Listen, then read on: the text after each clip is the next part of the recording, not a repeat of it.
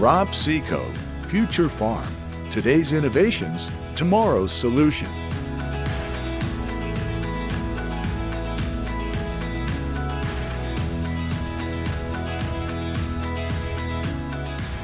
Well, we're out here at Future Farm looking at various management methods for corn rootworm. And what are those management methods, Jim? Yeah, so Future Farm here is a corn-on-corn field. And so we've got a couple of management methods. Either really it's insecticides or traits today. But really what we want to talk about as a cool new innovation is an additional tool in the toolkit that would be more of a biological method of suppression. And so Todd, tell us just a little bit about this biological method of suppression. How could it work? So and it is innovative, and it's a new tool, it's a new innovative strategy in the battle against corn rootworm.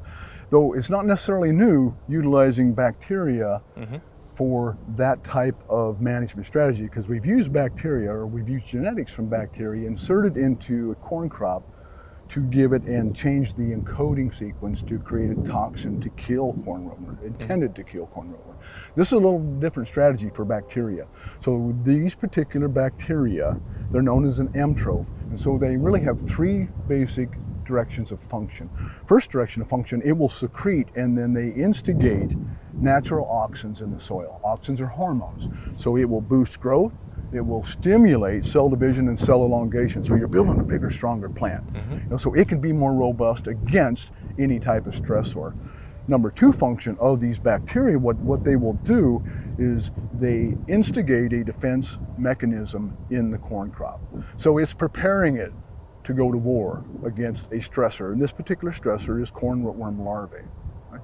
The third function of this particular bacteria is it enhances and changes some of the genetic expression, so as the plant respirates, just like we're breathing in oxygen and we're exhaling carbon dioxide, well, the plants respirate and they kick off carbon dioxide as well.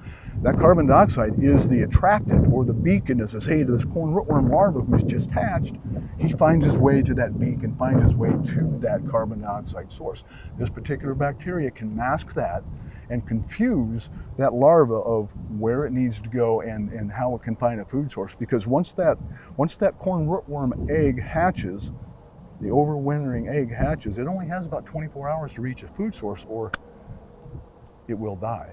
So those are the three mechanisms of this innovative strategy of using a bacteria for what we'll just call the battle against corn rootworm. Oh, excellent. So I tell you what, we have some roots dug, and let's go over and take a look at those now. Okay. So Todd, what did you see when you dug roots on these treatments? So on this field, it's continuous corn, though we don't have an unprotected check.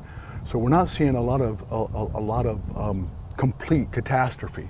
But what we see between the bacterial that we're using versus just the trait itself, we're seeing better elongation of roots, we're seeing better regeneration, and we're seeing a little bit better recovery, because you still have to remember that the larvae have to feed to ingest before they can be controlled or suppressed.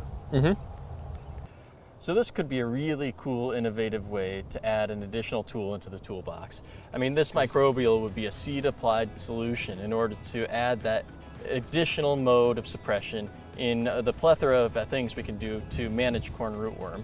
And so this not only complements, but assists and is compatible with our other management strategies. And it's really simple, isn't it, Jim? It is.